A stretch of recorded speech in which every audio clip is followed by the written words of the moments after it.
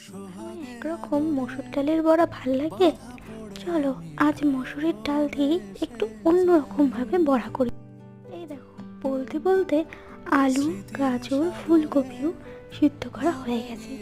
সেগুলোকে নিয়ে বাটিতে ভালো করে দিতে হবে। ও, সিদ্ধ করার সময় নুন দিতে কিন্তু ভুলো না, জলের মধ্যে একটু নুন দিয়ে দিবে। এরপর ওতে পেঁয়াজ কুচি, লঙ্কা কুচি, ধনে পাতা কুচি, চিনি, লবণ, ধনে গুঁড়ো, জিরে গুঁড়ো, লঙ্কা গুঁড়ো, গরম মশলা, একটা ডিম আর কিছুটা মুসুরির ডাল বেটে ওতে দিয়ে ভালো করে মেখে নিতে হবে। এরপর একটু বেসন দিয়ে ভালো করে মেখে রেখে দিতে হবে।